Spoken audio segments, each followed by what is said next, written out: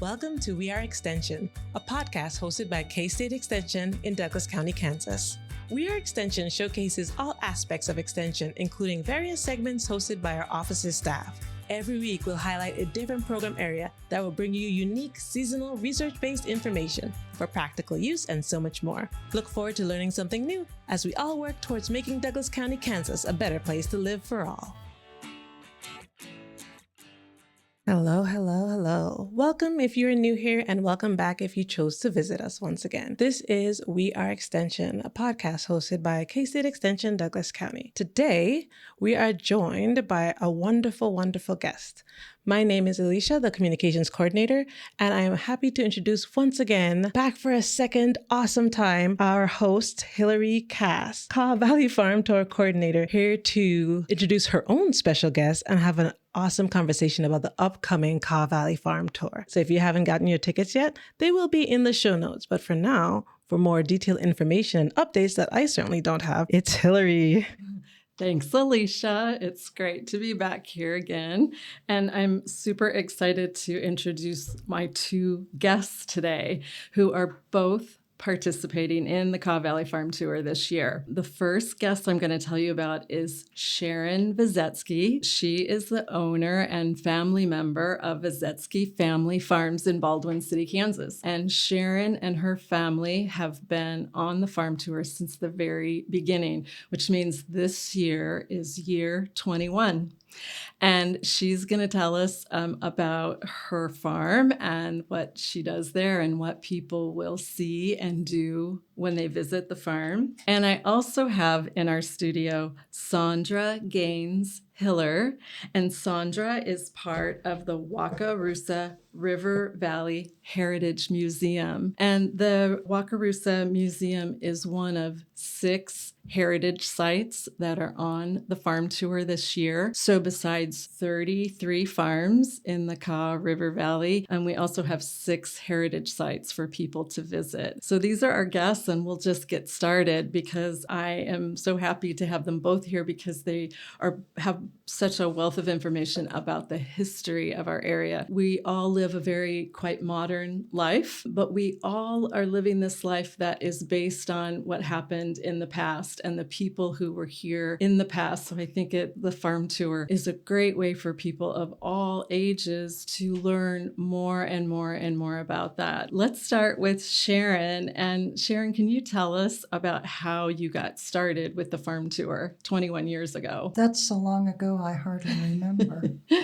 But I know one of our neighbors contacted me if I'd be interested in being on a committee to explore agritourism in our area. And we had several meetings. Someone had information on a farm tour in Virginia, and we studied what they did and designed the farm tour pretty much as it is today. That's great. And this committee was charged with how can we support the economic activity of small family farms and at the same time educate the community about the kind of farming that's happening. So you've continued for 21 years. So has it been a benefit to your family farm and in what kinds of ways? Oh, I think so. When we started, we were raising you-pick strawberries and blueberries, and the farm tour was the wrong time of year to really promote those.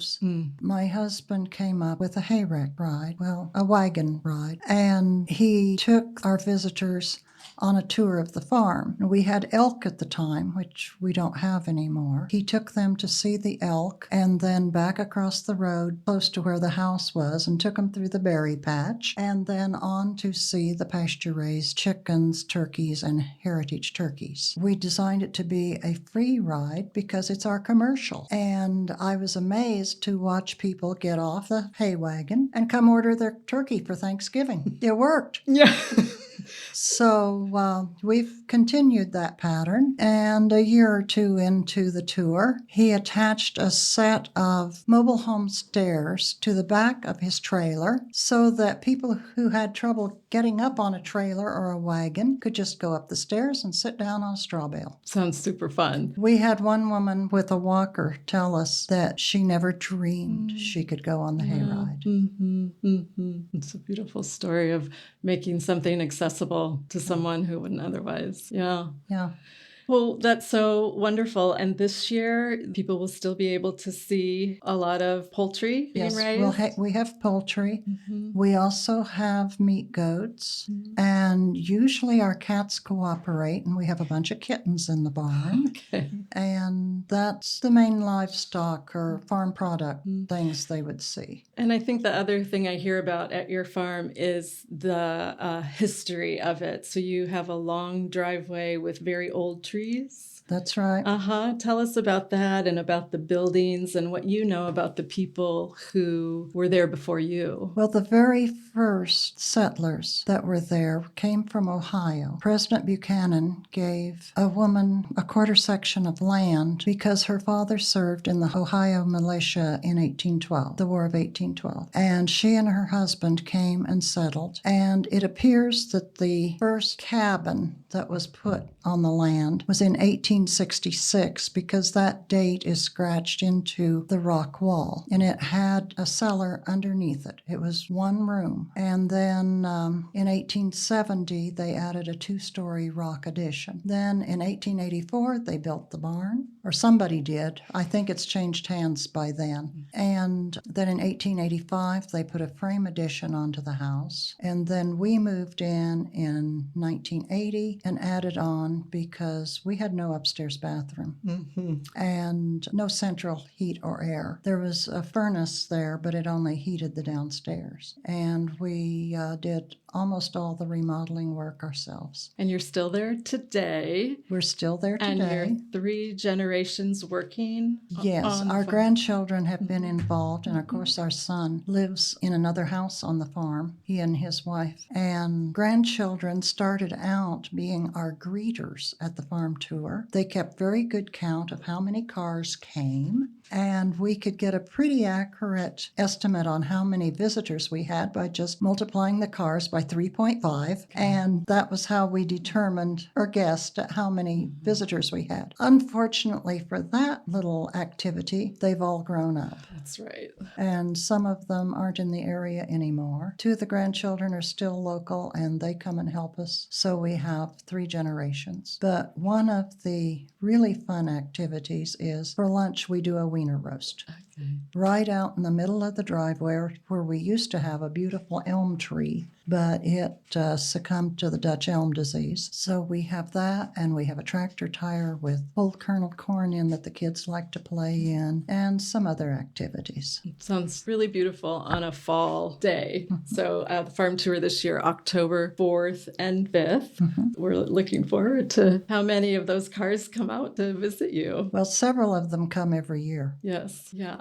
Thanks, Sharon. Thank you. I also wanted to bring in our other guest, Saundra Hiller from the Wakarusa River Valley Museum. And before we got started, these two were chatting up about so many people that they know who lived in the area. So, Saundra, tell us about the museum that you work at and your personal connection to that area, and about your joining the farm tour this year. Okay. We are very excited about being on the farm tour. This is our first year. The museum came about because of the building of Clinton Lake, of course, and it displaced some communities and people, and someone out there recognized, thank God, that every inch of this land has a history, and there is a lot of history out there that would have been totally lost had they not started the museum. So every day that we meet people or somebody comes in the door and says, my great grandma lived here or whatever, and I've got, her shoes or a picture or whatever, and that puts one more little piece of the puzzle together. Yeah, and I'm just going to have you back up for a second, because I do think we all need to think, okay, Clinton Lake, beautiful lake. All of us, or many of us, go out there and spend a lot of time, but how did it form and what was the impact? So what was there before it was Clinton Lake, which was what, in the mid-70s? The appropriation for it was in 1962. They started buying land in the late 1960s. They started working on at tearing down houses and whatever in the 70s, and the dedication for the lake was in the early 1980s. Okay. When it was actually full. The impact to people out there, the purpose of it primarily was flood control because the Wakarusa River would flood. When it rains 9 inches overnight in Kansas, that water has to go somewhere, and it did. And so the lake, why they chose here, where it is, I don't know. That's geographic, archaeological, whatever. But the lake is here, and it did displace a lot of people. There were a lot of feelings about that. It cut off our access to town. I'm a native. My family, the McKenzies, came here in 1856 to the community of Twin Mound. So we're still here. And I grew up in the community of Old Belvoir, which is like 3 miles down the road. And now I live at Twin Mound. The access to town went from the Clinton store. Anybody that's been around to the swimming area and whatever on the west side of the lake. Bloomington Beach. Bloomington Beach. Yes. When you drive through Clinton, that road went straight to the south end of the dam where it connects with that loop that was called Banning's Corner and went straight into Highway 59. So they plunked a lake down in the middle of it and cut off people's access to town. So there was a lot of debates and angry people saying you've cut off our access to town.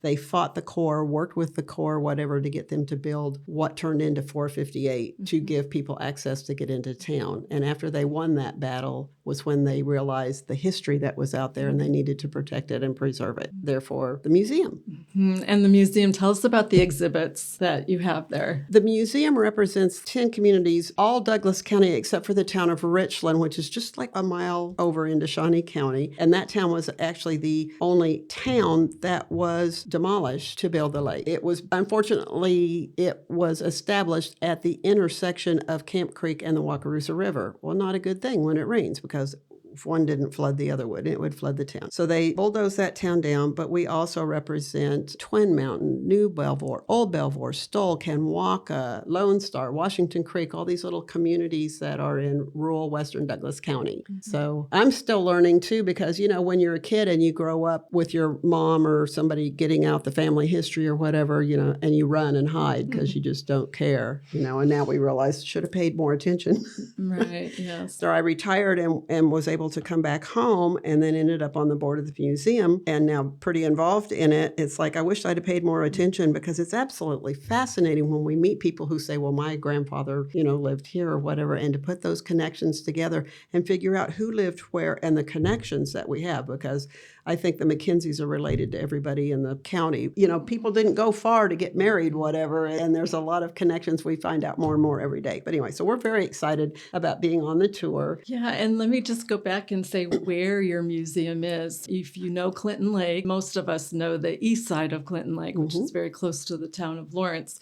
But if you go on the west side of Clinton Lake, you come through this little tiny town called Clinton, and that's how you get to Bloomington Park, which again is I know, and we go swimming there and that kind of thing. But it's in through the campgrounds. That's where your museum is, and it's open very limited hours. However, during Farm Tour, it's going to be open all day Saturday from 9 to 5 and on Sunday from 11 to 4. So it'll be such a great time to visit the museum. Right. And we have a lot of people that call wanting to do research. You can call, make an appointment. We'll come and open up for you. But yeah, we're delighted because we're just right up the hill from the swimming area and from the boat dock. We've got a long driveway. People come out and say, we've come out there for years and didn't know you were there. But we are excited because on the west side of the lake, we've got 4 different folks that are on the farm tour this year. So I hope people will make that drive and come out and go to Lone Pine and go to Baldwin Farms and come to Larios Farms. And yeah, so those farms, one has been on the tour for a few years, Lone Pine, which is a hog farm, and you get a very backstage look that you can't ever get. They have a little store that's open often, but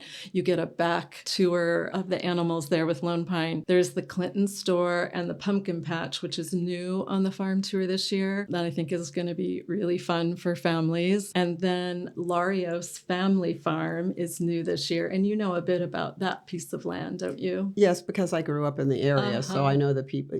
We refer to it as the Hilbert Farm, but it's a beautiful place. It's just at the edge of the county there. On 100th Road. So when you go to cahvalleyfarmtour.org to purchase your ticket, you'll see a beautiful new website this year with a list of all the farms and the heritage sites and some photographs. And you'll also be able to purchase your ticket there. And the way that works is you can purchase your ticket online for $15, and that gets however many people, the 3.5 people that you were counting, Sharon, as many people as you can into your car, and you can visit as many farms and as many heritage sites over both days. So if you buy your ticket online, the first farm that you come to, you'll show them proof that you purchased your ticket, and they'll give you this physical ticket guidebook that's very beautiful.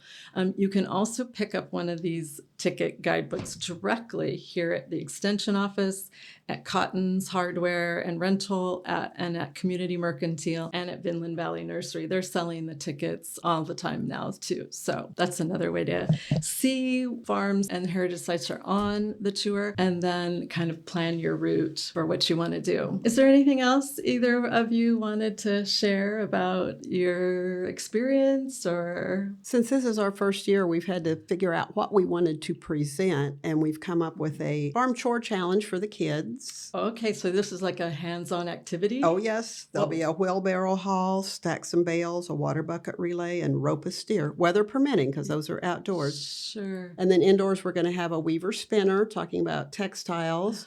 We're going to have a limited amount of honey from a Twin Mound hive and some popcorn, which we hope will be ready, that was grown at Twin Mound. Years of popcorn. Great. I love the chores one because I know my grandchildren, when we go someplace, they want to do something. They don't want to just look. They want to get their hands on something. So that sounds fun. It's been a pleasure having both of you here. We're just a couple weeks away from Farm Tour, October 4th and 5th.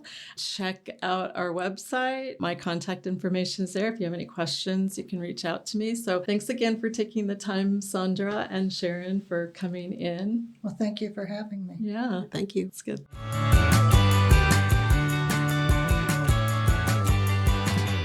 Thank you for listening to K-State Extension Douglas County's podcast. We hope you tune in again for not only more research-based information and resources you can trust, but also good conversation. Until next time.